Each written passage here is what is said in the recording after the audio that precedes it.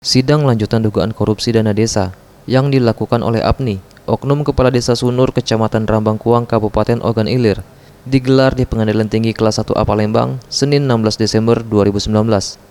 Sidang yang berlangsung sudah cukup lama ini, di mana terdakwa sudah menjalani penahanan sejak Juli 2019. Kali ini menghadirkan 3 orang saksi dari pihak terdakwa. Dalam sidang ini, Hakim Ketua yang memimpin jalannya sidang mempermasalahkan mengenai pengalokasian dana yang tidak sesuai dengan Permendagri nomor 113 tahun 2014.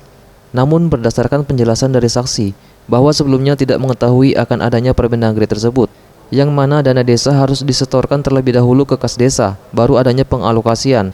Hal ini seperti juga yang disampaikan Henry, kuasa hukum terdakwa di akhir sidang, bahwa hal ini sudah berlangsung dari dulu, di mana pembagian dana diputuskan melalui rapat atau musyawarah bukan atas inisiatif Kades sendiri.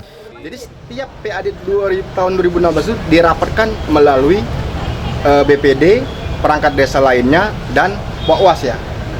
Itu setiap tahun itu. Karena itu kebiasaan daripada kampung Desa Sunur sendiri. Dan sebelum itu tidak ada masalah.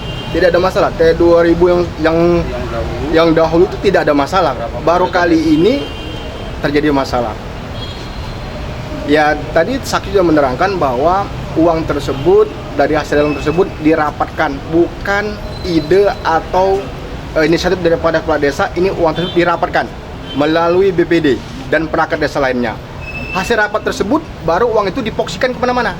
Ya, pada prinsipnya adalah buat kepentingan masyarakat. Dugaan korupsi yang dilakukan terdakwa Apni dalam rentang waktu pada tahun 2017 hingga 2018. Diduga terdakwa tak menyetorkan dana pendapatan asli desa atau PAD ke kas desa.